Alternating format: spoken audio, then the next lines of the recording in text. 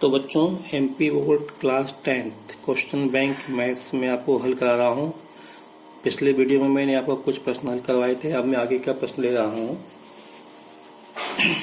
तो जैसे ये भी प्रश्न मैंने आपको करवाया था, तो मैंने इसमें बताया था कि उसको 490 किलो गेहूँ, 588 किलो गेहूँ और 882 किलो गेहूँ ठीक ठीक भरने के लिए उसको जो प्रत्येक जो बैग होगा उसमें 98 किलो गेहूं आना चाहिए। ठीक है, ये मैंने आपसे कहा था, तो इसका आंसर ये होगा। तो कहने का मतलब इस तरह के प्रश्न में हमको HCF निकालना पड़ेगा। तो अब हम अगले प्रश्न की बात करते हैं। ये प्रश्न है 5वां। किसी पूर्णांक m के लिए सम पूर्णांक निम्न रूप का होता है। सबसे पहले हमें ये मालूम होना चाहिए पूर्णांक क्या होता है। पूर्णांक 0, 1, 2, 3, 4, 5, 6, 7 अनंत है। इधर -1, -2, -3। तो इसमें सम विषम संख्या दोनों होती हैं। देखो पूर्णांक मतलब 0, 1, 2, 3 ये इस तरह से, इधर -1, -2, -3 ये इस तरह से यहाँ पे होता है। तो इसमें सम संख्या भी है, विषम संख्या भी है, अभाज्य संख्या भी है। तो यहाँ पे इनमें से ये सब m के मान है। ये सब क्या है, ये m का मान 1, 0, 1, 2, 3, -1, -2, -3 इस तरह से। तो हमको ये इसमें पूछा है कि m के लिए सम पूर्णांक क्या होगा। तो अगर मैं इनमें 2 का गुणा कर दूं, मतलब इस m में 2 का गुणा कर दूं, तो मुझे सभी जो है सम संख्या मिलेंगी। तो जैसे मैंने ये लिया 2 गुणा 1 2, 2 गुणा 2 2, 2 गुणा 3 तो 4, यहाँ पे 6, तो मुझे सम संख्या मिलेगी। अगर मैं माइनस की ले लूँ है ना, 2 गुणा -3 तो भी 6। कहने का मतलब ये कि अगर मैं 2 का गुणा सम संख्या में करूं या विषम संख्या में करूं तो मुझे हमेशा सम संख्या मिलेगी। तो इसका मतलब ये है, ये जो प्रश्न 5 था इसमें सम पूर्णांक कौन सा होंगे, ये वाला होगा। ये आपका आंसर सही। एक बात और विषम संख्या कौन सी होगी, वो ये वाली होगी। तो हालांकि प्रश्न में केवल सम संख्या पूछी है, सम पूर्णांक इस प्रकार का होगा और विषम पूर्णांक इस प्रकार का होगा। अब इसके बाद अगला प्रश्न है, परिमेय संख्या के लिए दशमलव प्रसार शांत होता है। क्योंकि इसके अंदर प्रश्न छपा नहीं है, इसलिए अभी इसकी अपन चर्चा नहीं करेंगे।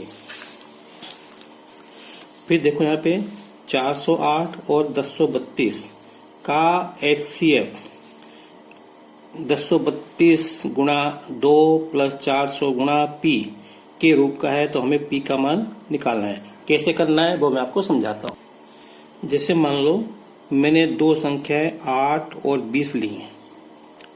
मैं आसान तरीके से बता रहा हूँ ये कैसे करना है। तो 8 और 20 का जो HCF होगा वो क्या होगा, 4 होगा।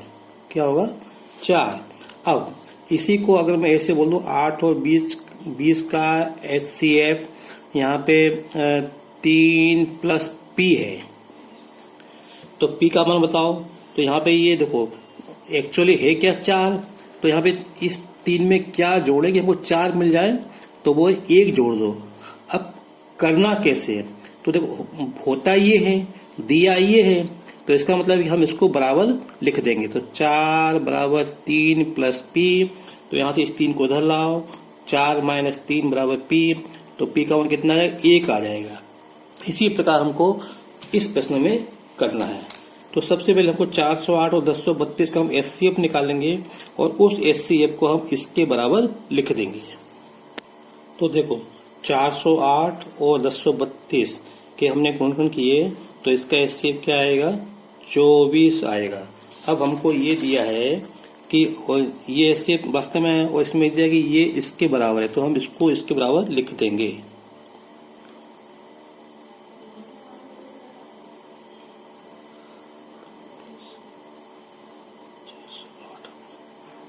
तो हमें ये जो है P का मान निकालना है।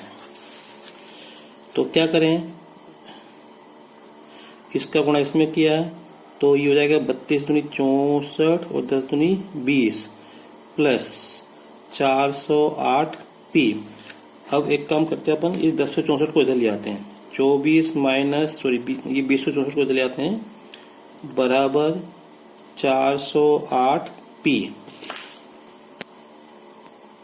देखो 24 में से 20 से 24 अपन घटाएंगे तो माइनस के 20-40 आएंगे, और यहाँ से अपने को पी का मान निकालना है तो 408 को हटाओ तो इधर ये बटे में आ जाएगा बराबर पी। अब पी चाहे इधर लिखो चाहे इधर लिखो, कोई फर्क नहीं पड़ता यहाँ पे, ठीक है। अब इसमें में भाग देंगे अपन तो ये आएगा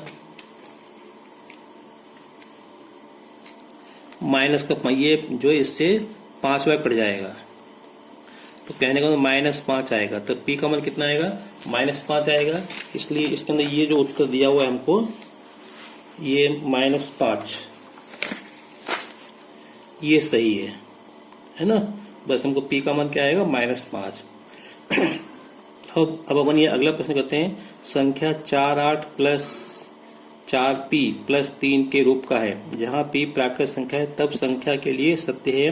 कहने का मतलब ये होता है ये सम विषम, ये संख्या कैसे 4p प्लस 3 ये सम होगी विषम होगी। तो देखो ये p जो है चाहे विषम हो चाहे सम, प्राकृत संख्या 1 2 3 4 5, तो p विषम संख्या भी हो सकती है, सम संख्या भी हो सकती है। 4 सम संख्या है, अगर हम 4 का गुणा किसी भी संख्या में करें, चाहे सम में करें चाहे विषम में, तो क्या मिलेगी हमको? सम संख्या मिलेगी। 3 विषम है तो सम में अगर विषम, सम संख्या में अगर विषम संख्या जोड़ेंगे तो हमको विषम संख्या मिलेगी। तो कहने का मतलब ये सम प्लस विषम क्या होगा? विषम।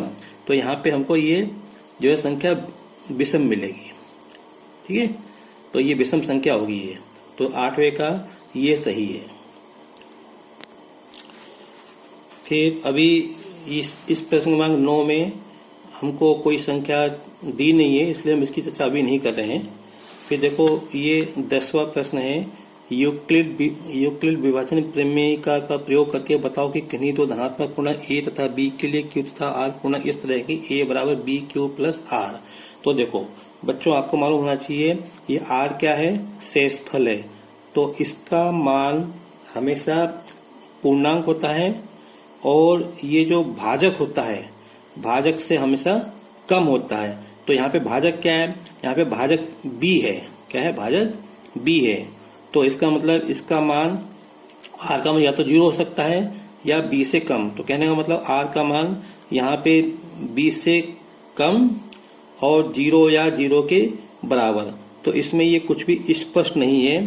तो अभी मेरे हिसाब से तो इसको अपन कर, आपको ऐसा भी हो सकता है। तो यहाँ प्रिंट नहीं है तो मैं इसको कर लेता हूँ।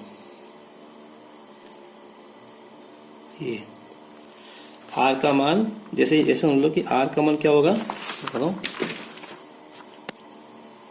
तो यहाँ पे हमने b का भाग a में दिया, q बार गया तो शेष ये इसका गुणा इसमें ये आया, तो शेषफल a माइनस बी क्यू उसको अपन r मान लिया। तो ये जो शेषफल है ये शेषफल b से कम होना चाहिए। ये 0 भी हो सकता है। तो कहने का मतलब इस शेषफल का 0 भी हो सकता है, 1 भी हो सकता है, 2 भी हो सकता है, 3 भी हो सकता है, लेकिन ये b से कम होगा, भाजक से कम हो सकता है। तो r का मान इसको ऐसे आप ले सकते हैं, ये r इनमें से कुछ, तो r का मान b से छोटा या 0 भी हो सकता है, ये 0 के बराबर भी हो सकता है। तो इसमें ये आना चाहिए, इसमें प्रिंट नहीं है। तो अपन किसी को मान ले, तो मैंने ये मान लिया कि इसको ये इस तरह का, तो डी सही हो सकता है, ठीक है। चलो आगे बढ़ते हैं अपन।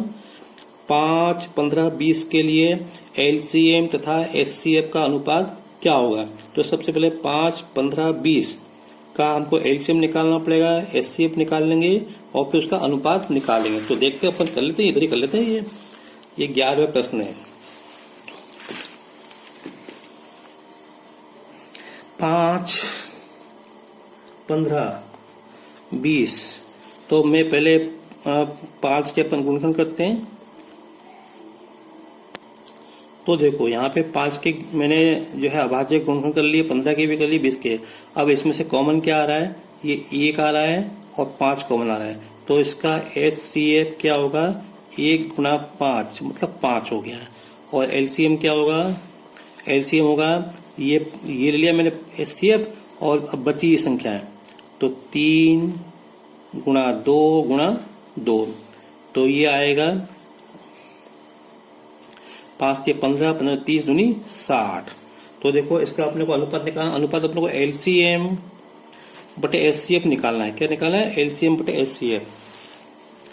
तो ये आएगा 5/60। सॉरी, एलसीएम कितना है 60, एचसीएफ कितना है 5, तो 5 से 60 12 बार कट जाएगा, तो एलसीएम और एचसीएफ का अनुपात कितना आएगा 12 आएगा।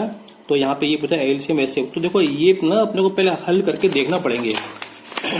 तो देखो ये आ रहा है यहाँ पे उत्तर अपने को 12:1 दिया है, तो ये सही है। ठीक है, बस अभी के लिए इतना ही, बाकी बाद में देखेंगे।